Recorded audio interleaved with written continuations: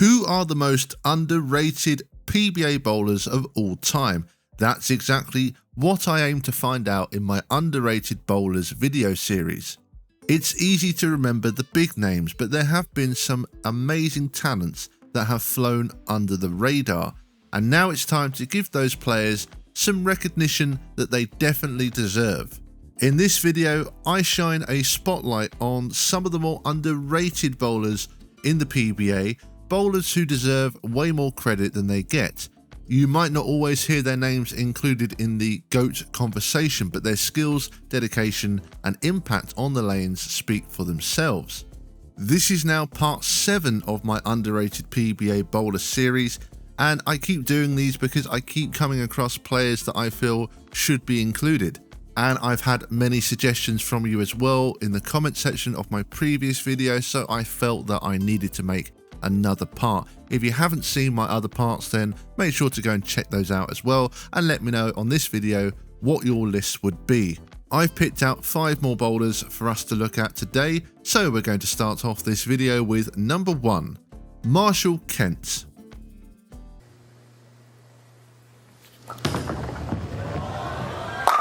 We got a strike. Better. Close out Sterner. And Kent moves on. Whoa. Marshall Kent is a very interesting bowler, and the reason I say that is that he always has been immensely talented.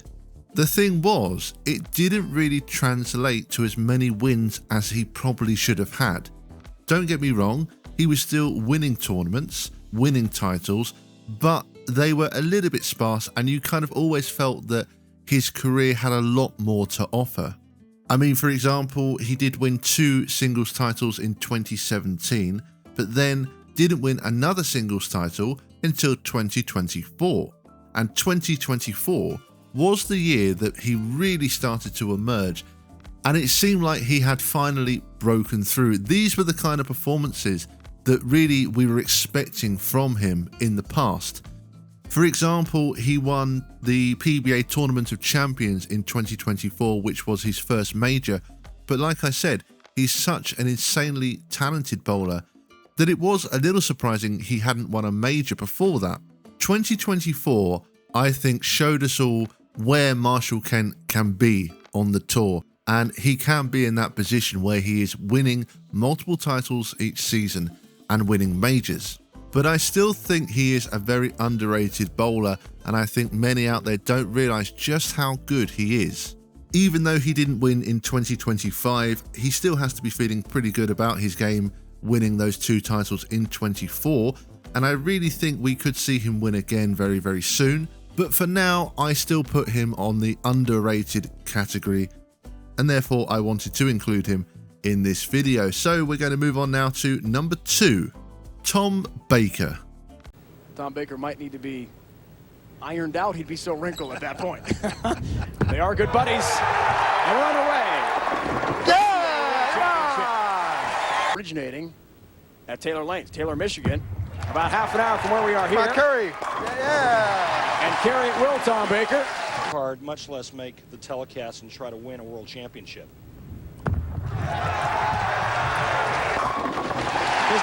Here is another ball. Tom Baker, a great start. Folks, we can't emphasize the pressure and drama that Tom Baker went through over the past couple days. Tom Baker, a name perhaps the younger generation won't be too familiar with, but for some of my older viewers, I'm sure you are all aware of Tom Baker and how good he was. And even though he was very good, I think he is clearly very underrated, and I'll explain why. The most impressive thing about Baker is his longevity. We first saw him on TV on the PBA in 1976 when he lost in a title match to Mark Roth. He would win his first title in 1980, continue winning throughout the 80s, won in 86, then had a 10-year drought until he won again in 96, then 97, and then won his final title in 2004 at the PBA World Championship. Having a 24-year span between your first and last title is extremely impressive. And not only that, he continued to remain competitive on the tour until up to 2013, when he had a top 5 finish at the PBA Scorpion Championship. Being able to remain competitive on tour throughout most of his career was really a fantastic achievement, and it just shows you what a great bowler he is. And I mean, when he won his first major at the 2004 World Championship, he was 49 at the time, and that actually made him the oldest player to win a PBA major, although that has since been surpassed by Walter Ray Williams Jr. and Pete Webber. That win definitely helped him stay on the tour, as it gave him a 5-year exemption lasting through the 2008 to 2009 season. Overall, he would win 10 PBA titles, plus he's actually won 12 PBA 50 titles, including 4 majors and a PBA 60 title. So this guy just knows how to win. But despite all of that, I still think that he is very underrated. Number 3, Dave D'Entremont. 35 shots. Our tournament leader Arnold has his hands full. Solid 10 and another open frame. He only has 18 through 2.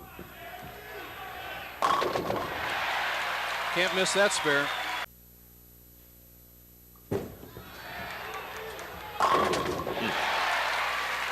D'Entremont won 6 titles in his career, which included a major, the Tournament of Champions, in 1996. However, you could argue that he could have easily won more titles. He actually lost in 9 title matches. And outside of that, he also had a number of top 5 finishes, ranging mainly from 1990 all the way up to 2009, mainly actually in majors as well. I really liked his game, and overall, he had an extremely solid pro career. Number 4, Chris Loschetter.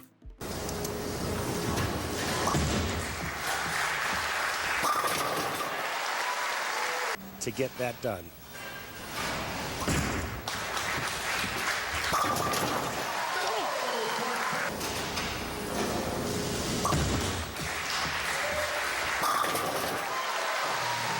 When a player talks about soft hand, they're not. Now, I think we could have seen a lot more from Chris Loschetter. He won just the 1 title, which came in 2013 against Bill O'Neill.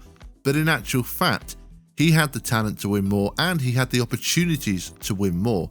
It just didn't quite happen for him. Before that win, he had 4 losses in title matches between 05 and 08, plus a number of top 5 finishes as well. I mean, this guy was good. In 2006, towards the start of his career, he had 3 top 5 finishes, plus he went and had a title match loss against Norm Duke. And at the time, you did have the feeling that this was perhaps the start of him really starting to emerge on tour and win a handful of titles. But it just didn't work out like that, unfortunately. He just lost in a few title matches, like I said. But I'm very pleased that he did manage to win a title finally in 2013. But because he only has the 1 title, I think obviously he does get overlooked. And I do think people forget how good he was, particularly in the mid to late 2000s. Number 5, Mike Devaney.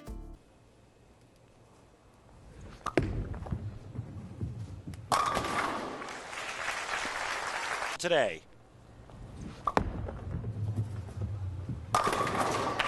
And that will help his cause.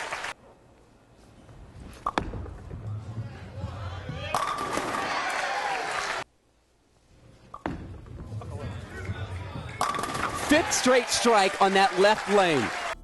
I would describe Devaney as a very solid, experienced player who was just very good at what he did. He wasn't a star on the PBA, but he was a tough opponent for anyone to face. Unfortunately, again, just like Loschetter, things just didn't quite work out for him when it came to actually winning titles, and he could have had a couple more. He actually won 2 titles. He won in 2003 at the Earl Anthony Classic, beating Norm Duke, and then won again in 2009 at the Scorpion, beating Jason Belmonte. Outside of that, he had 3 losses in title matches, the most recent coming in 2011 when he lost to Jason Belmonte at the Players' Championship. But he had a lot of top 5 finishes and seemed to perform quite well in the majors, particularly having a couple of top 5 finishes at the USBC Masters and also 3 at the US Open. So Devaney was a great bowler who was able to be competitive, particularly in the major events. I think the biggest problem for Devaney was just bad timing. I think if he had been around maybe 5 to 10 years ago, we could have seen him win some more titles. But if you remember the mid-2000s onwards, such a competitive era. There were so many amazing bowlers. Even if you forget about the top 10, 15 players and some of the greats of all time, just outside of that, you had so many great players whose careers were really at their prime in the 2000s. So it was a very tough era, I think, to win in. And I do think he was a little unfortunate just to walk away from his career with 2 titles. I think he, if things maybe had gone a little bit differently, easily could have added a couple more titles. But overall, I think Devaney was a really, really great player, a really solid, experienced player who always seemed to perform really, really well, particularly in the majors. Unfortunately, it didn't translate to a major win, and I just think that he is a very underrated player, and people do forget just how good he was. And so that is going to bring us to an end of today's video. I hope you all enjoyed this one, and if you have, I'd appreciate it if you would hit the subscribe button below. Well, that is going to do it from me for today, and as always, thank you bowling fans, and see you all next time.